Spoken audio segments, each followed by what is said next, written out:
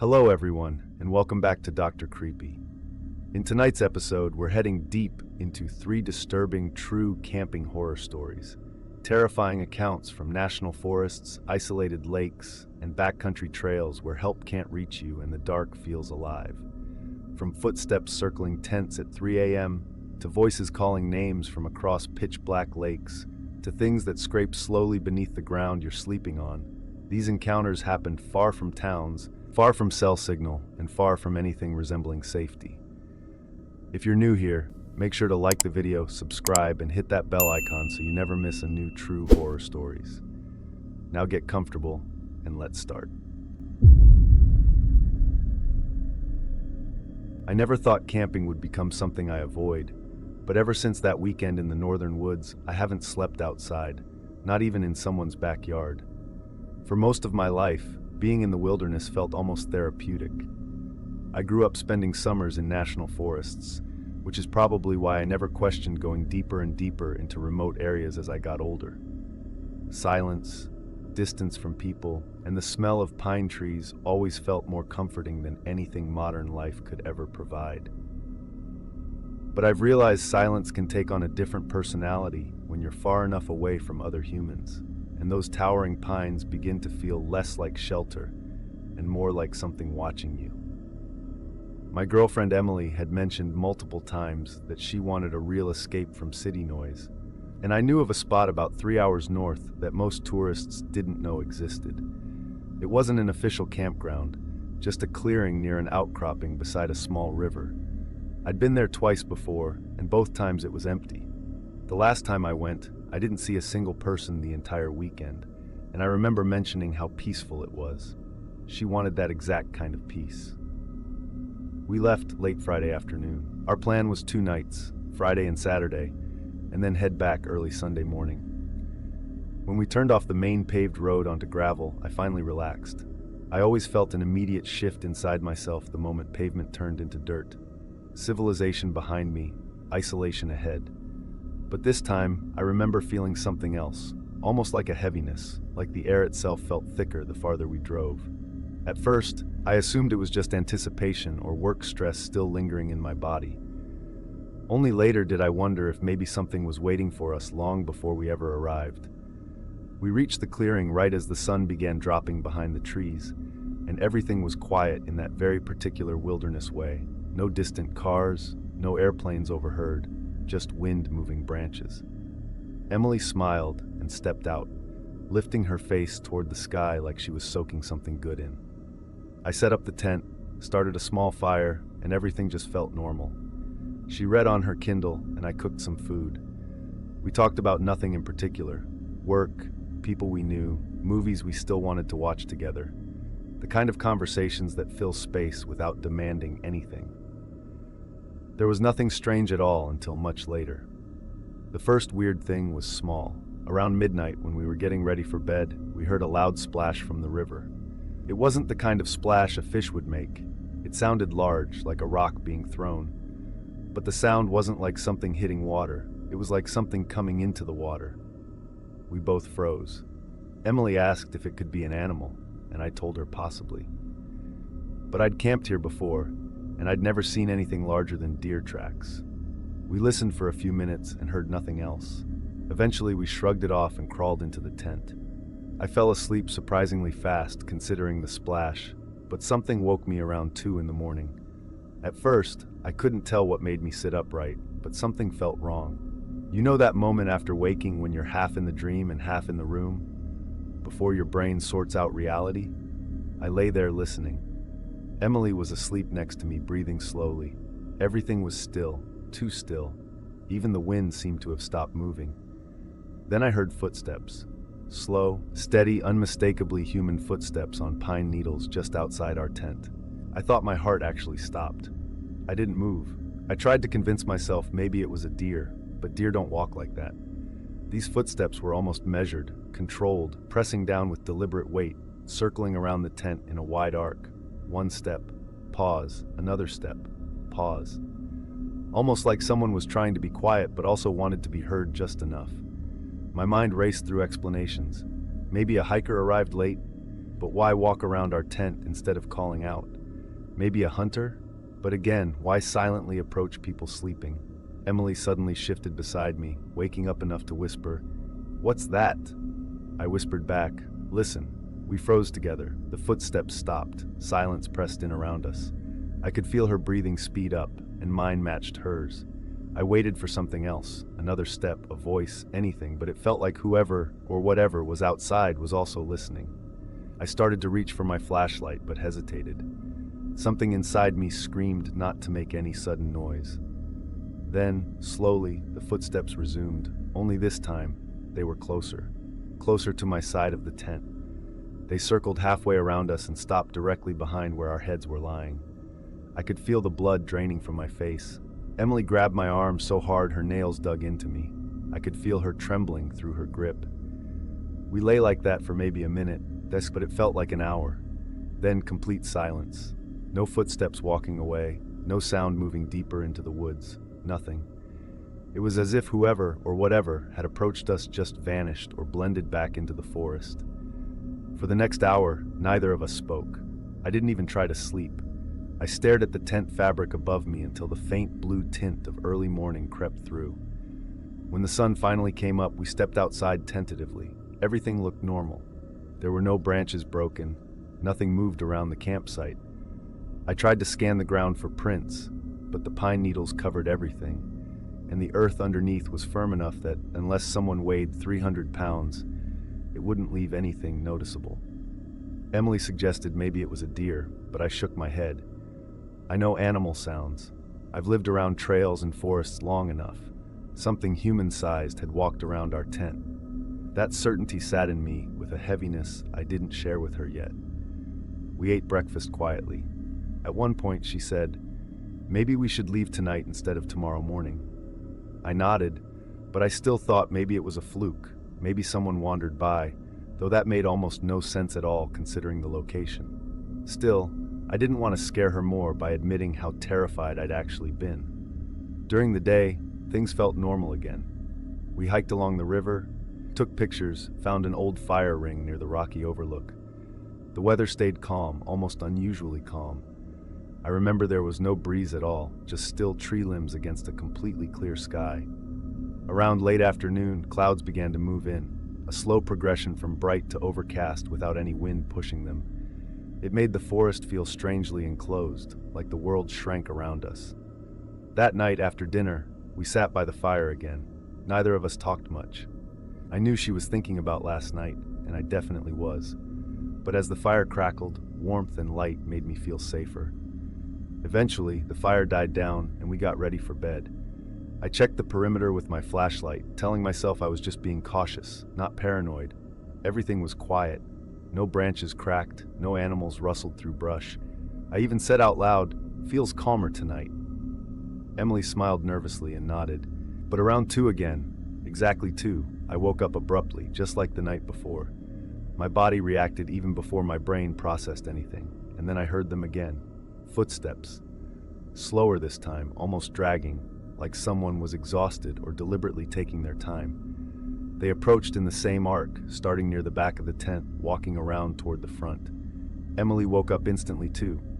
This time I didn't freeze. I whispered, "Who's there?" But as the words left my mouth, I regretted saying anything. The footsteps stopped, dead still. Then something moved closer. Not walking now, closer, as if leaning toward the tent fabric itself. I could see a slight darkening of the tent wall, like a shadow was inches away.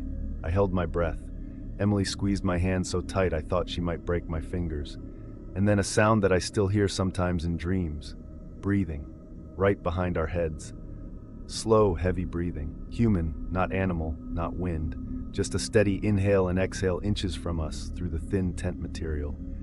I felt a coldness spread across my entire body, the kind of cold that comes from fear rather than temperature. Emily made a tiny, involuntary sound of panic. The breathing stopped abruptly, like whoever was outside noticed her reaction and paused, listening again. I slowly reached for my flashlight, trying not to make noise. Emily whispered, "Don't," and I froze again. What if shining light provoked something? What if someone was armed? And then, just as suddenly as it came, the breathing shifted direction, moving quietly along the side of the tent until it stopped near our feet.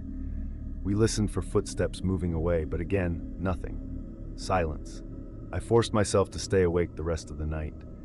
Emily eventually fell into a restless sleep near dawn, but I couldn't. I just stared at the tent wall, waiting for something to return. When the sun finally rose, I crawled out of the tent and immediately checked the pine needles again. Nothing obvious, until I noticed a single small disturbed area where the ground had been brushed, like something dragged across it, but not enough to identify. I followed that disturbance toward the river, where the pine bed thinned near exposed dirt. There, I saw something that made my stomach twist, an elongated indentation in the soil, shaped vaguely like a bare footprint. Not clear, but unmistakably human-like. Large, longer than my own foot. I backed away immediately. Part of me wanted to pack up and run. Another part tried to rationalize maybe the ground was uneven. Maybe I imagined the shape. But when I looked up at the tree line across the river, I had the distinct impression that someone or something had been standing there watching. When I returned, I told Emily we were leaving early. She didn't argue. We packed everything in less than 30 minutes, barely speaking. When we closed the car doors and the gravel road finally appeared ahead of us, I felt relief for the first time in hours. But something nagged at me. Something felt unfinished. About 15 minutes away from the campsite, Emily turned to me and asked quietly, almost afraid of the answer, "Do you think someone was watching us during the day too?" I kept my eyes straight ahead, and after a long silence, I told her the truth. Yes.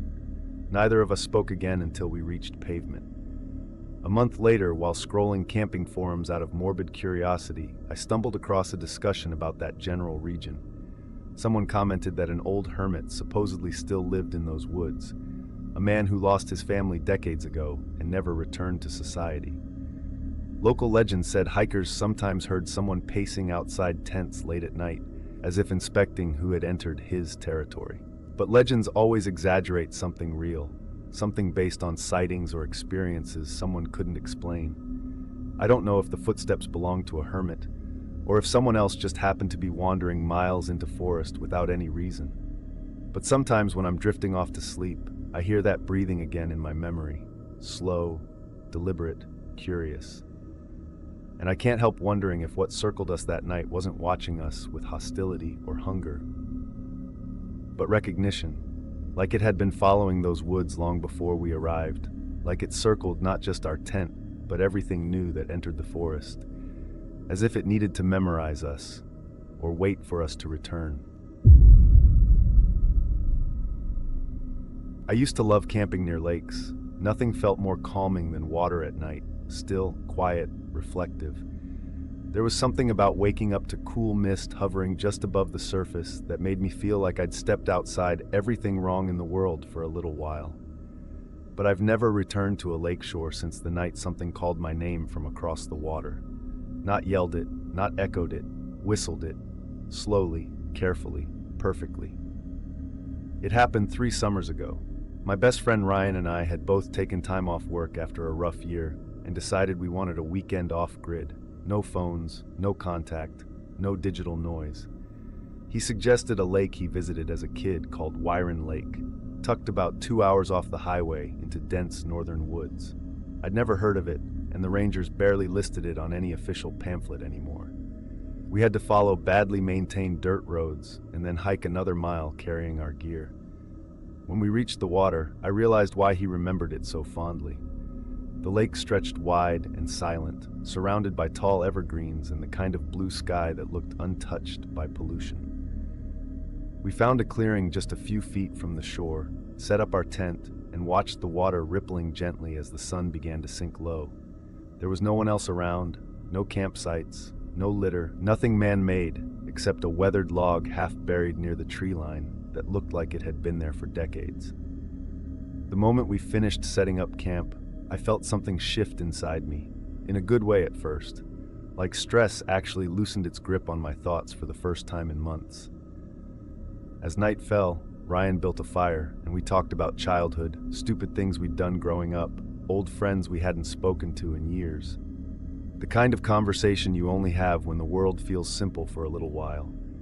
We cooked, laughed, and eventually sat quietly listening to frogs chattering far in the distance. Around 11, we decided to call it a night. I stretched out inside the tent and fell asleep quickly, lulled by distant water lapping the shore. I woke sometime after midnight.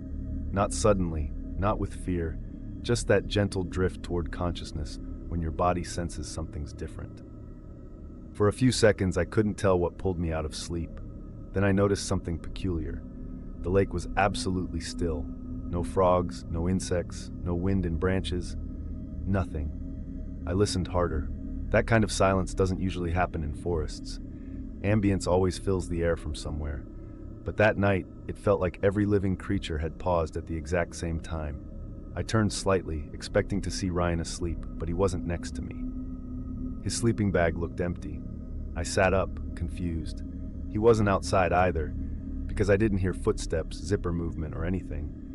Panicking a little, I whispered his name. Nothing. I unzipped the tent slowly and peered out. The moon hovered bright above the lake like silver poured across glass. My eyes scanned the shoreline, expecting to see Ryan wandering around looking for firewood or taking a late piss. But he wasn't there. Then I saw him. Standing still at the water's edge, staring directly across the lake. He looked strange, completely motionless, arms at his sides, head tilted slightly upward. I stepped out barefoot and walked toward him. "Dude," I whispered loudly, "what are you doing?" He didn't answer. When I reached him, I realized he was breathing shallowly, eyes fixed on one spot across the lake as if he were concentrating to hear something faint. His face looked pale, almost blank, like his expression had emptied itself of emotion. I grabbed his shoulder gently, ready to shake him. Then I heard it. At first I thought it was wind, a soft, drawn-out whistle drifting from the far side of the water, rising up and trailing off like someone whistling a tune. Except it wasn't a tune exactly. It sounded purposeful. Each note spaced with intent, like whoever was making the sound wanted someone specific to hear it. I froze next to him. The whistling came again, a little louder, slow. Single long note followed by two short ones. I tried to form words, but my mouth felt glued shut, like speech itself would draw attention I didn't want. Then the whistle changed. It repeated, and this time the melody shifted into something eerily familiar, almost like the way someone calls a dog or tries to coax an animal closer. Another moment passed, and then my stomach turned ice cold. The whistle shaped itself into syllables. Ryan's name, not sung, not spoken, whistled, slowly, perfectly, like someone who already knew him intimately. My body locked up. I grabbed his arm harder. "We need to go back to the tent," I whispered, too terrified to speak normally. He didn't resist, but he walked slowly, like someone half asleep. I kept looking over my shoulder, expecting to see someone across the lake with a flashlight or maybe a campfire, but the opposite shore remained entirely dark. Inside the tent, Ryan finally blinked back into himself, like he'd been underwater and just surfaced. "Did you hear someone calling?" he asked. Not frightened, just confused. I told him we should sleep and talk in the morning. Eventually, exhaustion pulled me down into uncomfortable dreams, filled with endless lakeshore darkness and whistling that never stopped. When morning arrived, everything looked the same. Nothing seemed disturbed. The lake shimmered peacefully under sunlight, and birds chirped as if nothing strange had happened at all. I almost convinced myself I'd dreamt it, until Ryan quietly said, "Do you think someone saw us arrive yesterday?" I stared at him a long moment. "What do you mean?" He looked embarrassed. "I don't know. It felt like someone was watching from the trees while we were unloading the car." I asked him why he didn't say anything. He shrugged. Didn't want to sound paranoid. His voice trembled just a little. That day, we hiked the trail that followed the lake in a wide arc. The farther we walked, the fewer signs of life we saw. No boot prints, no campsites, no fishing lines stuck between rocks. Nothing. At the far end of the shoreline, where the trees were tall enough to block sunlight, we found something that made my skin crawl. Some kind of old fire pit surrounded by stones covered in moss, like nobody had used it for decades. But deep inside the ashes, we found something like broken blue glass, melted into hardened lumps, as if someone burned bottles there. And resting on top of those melted shapes was a small, smooth pebble, with deep grooves carved deliberately into even parallel lines, like someone marked it with sharp stone. Ryan bent closer and whispered, "This isn't natural." Something in my body told me not to touch anything. We turned back early. I planned to pack up that afternoon and leave before it got dark again, but part of me hoped the whistle was just some weird acoustic wind pattern echoing off water. Maybe we overreacted. Maybe there was another camper hiding out somewhere that we couldn't see from the shoreline. But deep down, I knew that wasn't true. When night arrived, the lake returned to silence, more still than the night before. Around 11, we crawled into the tent and tried to sleep. It happened again after midnight. A distant whistle, soft at first, coming from somewhere across the lake. The exact same long note followed by two short ones. Only this time it didn't call Ryan's name, it called mine. When the whistle shaped my name perfectly, I felt my entire spine lock. Ryan sat up and grabbed my wrist so hard it hurt. "Don't answer," he breathed. "Whatever you do, don't respond." We listened in pure terror. The whistle repeated my name again, slower this time, like whoever made the sound wasn't just calling, but studying my reaction. The third time it whistled, I realized something horrifying. The sound wasn't traveling across the entire lake anymore. It was closer, like it had moved halfway along the shoreline, approaching silently, whistling while moving, without footsteps, without brush snapping, without water shifting. The whistle repeated my name yet again, far closer now, and a chill crept over me like ice sliding down my spine. Ryan whispered, "We need to leave right now." I started grabbing things frantically, not caring if I left most of our gear behind. But suddenly the whistle stopped completely. Silence. Complete. Then from less than 50 feet away, something whistled Ryan's name again. Not echoing off water this time, from the tree line, in the darkness just beyond our camp. Ryan let out a sound like he couldn't breathe properly and yanked me toward the car path. We ran through woods with only our phone flashlights cutting tiny shapes in front of us. Branches ripped against our shoulders and legs as we stumbled blindly through shadows, expecting something to emerge behind us at any second. We didn't talk. We didn't look back. We just ran. We reached the car nearly 20 minutes later and sped down dirt roads without stopping. When we returned to the paved highway, dawn had barely started coloring the sky. We drove home in silence, neither of us speaking until sunlight actually felt warm again. Later that evening, Ryan called to say he'd been replaying the whistle in his head and swore whoever made the sound wasn't learning our names from hearing us say them out loud at the lake. The whistle formed our names too perfectly the very first time, which means whatever was calling us already knew who we were. I didn't respond, because saying it out loud would make it real. In the months after we returned, little things started happening that neither of us wanted to admit. Sometimes I'd hear faint whistling outside my apartment late at night, soft, almost drowned in city noise, but with that same cadence I heard at the lake. Ryan told me a week later he heard something similar outside his window at dusk one day, but when he looked, nothing was there. We both changed our phone numbers, moved apartments eventually, switched jobs, hoping whatever happened was something we could outrun simply by changing our surroundings. I haven't heard any more whistling in the last year, but sometimes on quiet nights, when the world outside seems unusually still, I swear the silence feels like something is listening again, waiting. Lake shores are the worst. Anytime I drive past one now, I avoid looking directly at the water. Because somehow, deep down, I'm terrified of seeing someone standing across the shoreline staring back, patient, motionless, and slowly forming a familiar whistle again, like they never stopped calling my name, waiting for me to answer. I used to love night drives more than I loved the actual destinations. Whenever my mind got too loud or days felt too routine, I'd find myself behind the wheel throwing a duffel bag in the back seat, choosing some remote spot on a map and heading there without telling anyone. Sometimes it was intentional, like looking for a campsite, and other times it was just me wanting to hear wind instead of cars. That's probably why I ended up at Hartwell Pines that particular weekend, because life felt claustrophobic and I convinced myself the only solution was darkness and trees. I had found the place online through a discussion thread where people recommended lesser-known camping areas. Most of the comments looked normal, just outdoor enthusiasts trading favorite spots. Someone mentioned Hartwell Pines was quiet, secluded, and overlooked by regular hikers because the roads leading into it weren't maintained anymore. That sounded perfect. Silence always seemed like a reward, not a warning. But I've learned silence has layers, and some layers feel like something else is devouring sound rather than absence of noise.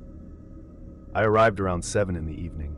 The sky had been cloudy earlier, but it cleared at sunset, leaving a flat line of cold blue light pressed against the horizon. I wasn't expecting anything unusual. I parked near a gravel bend where forests swallowed the path and unloaded my gear. There wasn't much: a tent, food, jacket, lantern. I walked maybe 10 minutes deeper into the pines until I found a level clearing that looked untouched in years. No scorch marks from fires, no footprints, no cans or trash buried under needles, just untouched quiet. Setting up camp felt routine: ground tarp, stakes punched into dirt, sleeping bag unrolled. The trees around me were tall enough to block sky when darkness finally fell, which I didn't mind, though something about their height made me wonder how long they'd been there watching land shift around them. After dinner, I sat near a small fire and listened to distant wind pushing through branches overhead. Nothing about that moment gave any indication what the night would become. When full dark finally settled, I turned off the lantern to look at stars. The sky above the tree canopy looked darker than usual, almost like there was no atmosphere at all, just pure black. I noticed something else too. There weren't many night sounds: no owls, no small creatures in brush, nothing moving. Forests are never fully quiet, except this one was. Still air, still trees, still earth. Around 11, I crawled into the tent. Sleep came slowly. Maybe half an hour passed when something nudged me awake. Not a sound, but a shift in atmosphere. I remember opening my eyes, holding still, listening. Nothing. I tried to relax again, but noticed faint light against the tent fabric. Not moonlight, wrong color, wrong direction. It flickered, a subtle pulsing glow, like someone walking with a lantern through fog. I sat up slowly and unzipped the tent flap just enough to see out. In the pine line, maybe 40 yards away, faint white light moved between trees, slowly gliding through trunks but never revealing a shape or person. At first I assumed campers were hiking with flashlights, but the movement was inconsistent, slowing, stopping, then drifting side to side like trying to decide direction. I listened for footsteps, branches snapping, leaves rustling, but there was none. Just those pale, shifting lights weaving silently between pine trunks. I felt uneasy, not frightened exactly, but something in my body was trying to categorize what I was seeing and failing. Flashlights cast beams, lanterns have warmth.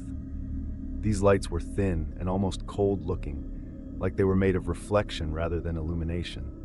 I watched them drift deeper until eventually they faded behind thicker trees. After they disappeared, I sat waiting for sound, anything to confirm someone else was in the woods. But silence returned thicker than before. Eventually, exhaustion pulled me back into the tent. I told myself there had to be hikers somewhere beyond the pine ridge. I convinced myself enough to fall asleep. I woke again around 2. This time there was no gentle drift back to consciousness.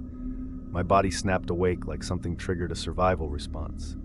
I didn't hear movement, but I felt watched, the exact type of awareness that presses against you from space you cannot see. The tent was dark, but I noticed shifting glow outside again, this time closer. I unzipped an inch and saw pale white flickers maybe 20 yards away. They moved slower now, like deliberate searching, gliding parallel to my campsite. For a moment I thought about calling out, asking if someone needed help, until one of the lights paused directly behind a tree and hovered without moving. I stared, barely breathing. Then the light drifted upward along the trunk, climbing without illuminating bark, climbing higher until it reached the branches, then vanished. Another flicker reappeared farther left, also rising vertically along a tree and disappearing near the crown. This repeated 3, maybe 4 times, small white glows appearing at ground level, drifting upward, fading above sightline. No footsteps, no snapping twigs, nothing. Shivers crawled through me, but curiosity pinned me in place longer than fear. Eventually, I zipped the tent back and pushed deeper into my sleeping bag, trying not to move. I don't know how long it continued after I stopped looking. Eventually, exhaustion forced my body to rest. I woke at dawn sore-eyed and uneasy. The forest around me felt strangely open in morning light, as though everything from the night had been erased, leaving no evidence behind.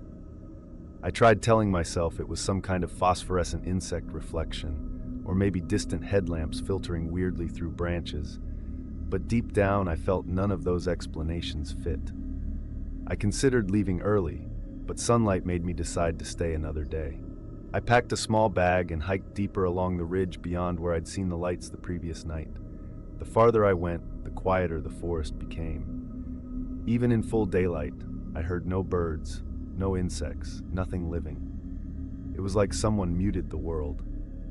2 hours into the hike, I reached an area where pines thinned enough to show ground scattered with thick needles. In one thin patch of dirt, I noticed something unusual. Burn marks about 4 feet above ground level on the trunk of a pine. Not deep burning, just faint black scorch shapes almost like fingerprints smudged into bark, except they were arranged vertically, spaced evenly. My body tensed instantly.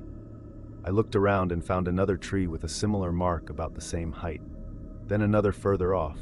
Each scorched segment looked old, not fresh, not charred recently, but as if heat had touched those spots long ago and the bark healed unevenly around the marks. I counted 6 trees in sight with similar vertical smudges. Something about that arrangement, those burns so high, made me nauseous. I left quickly. Back at camp, I decided I would leave that night instead of waiting for morning. But as afternoon lowered shadows through the pines, fatigue hit me hard. I told myself I'd stay awake until dusk and pack up then. I sat near the fire until it burned down to a gentle orange under ash. Maybe I fell asleep because the next moment felt like a blink, darkness everywhere, moon hanging low through branches, my fire been out for some time already. My heart kicked hard. I didn't remember closing my eyes. It was full night. I checked my watch, 1:43 a.m. That same eerie glow was already moving in the trees. I crawled silently toward the tent opening, hands shaking. The pale lights glided between trunks, then slowed, then moved closer to my camp perimeter. I didn't hear movement. I didn't feel vibration, just that cold floating glow again weaving through branches. One light drifted behind a tree maybe 10 yards away, paused there, then rose slowly up the trunk exactly like before. But this time, just before vanishing above the branches, I saw something else, just a flicker of movement behind it that wasn't light. A darker outline, tall and narrow, something that moved upward in sync with the glow, like the glow was attached to it, or guiding something along bark.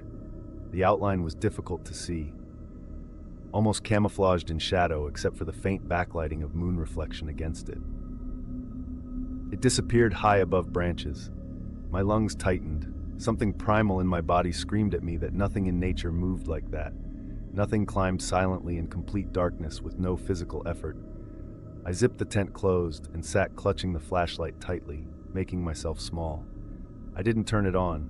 I didn't breathe loudly. I just waited. Time passed in stretched silence, cut occasionally by pale gliding shapes beyond fabric. Every once in a while I thought I heard something faint, like soft crackling or static far away, but not noise made by an animal or human. At some point, maybe closer to 3 in the morning, a sudden bright pulse flared against the tent. White light that filled everything for a fraction of a second like lightning, but there was no thunder that followed. The instant it flashed, my chest seized in cold dread. Something about that light felt directed rather than accidental. Like something illuminated me deliberately, then withdrew. After that flash, the glow in the trees dimmed. Movement slowed, then eventually everything vanished back into the forest, and silence settled again like dust falling. I didn't sleep at all. At sunrise, I tore down my tent, packed everything in under 10 minutes, and walked back toward the gravel where my car waited. Halfway down the trail, I stopped and looked back at that forest one more time. In bright morning, everything looked harmless. Tall trees, soft needles on ground, sunlight through branches. But deep between trunks, I thought I saw a faint shape, white, almost translucent, hovering, and then slipping sideways behind a tree before disappearing entirely. I got in my car and drove without looking into the rearview mirror. Even now, 3 years later, whenever I pass a forest with tall pines, especially if sunlight is filtering strangely through them, I feel something tighten in my chest. Sometimes at night, I see faint shifting reflections through my apartment window, white glimmers moving behind tree silhouettes in the distance. I tell myself it's headlights refracting off leaves, but part of me knows those lights don't behave like that. They don't move with traffic. They move with intention. And once in a while, when I close my eyes trying to sleep, I'll see that flash again, the burst that filled my tent with white. It never leaves my memory, because that flash didn't feel accidental. It felt like something looked straight inside me for a moment, memorizing me before slipping back into the trees, tracking, following, waiting for night again.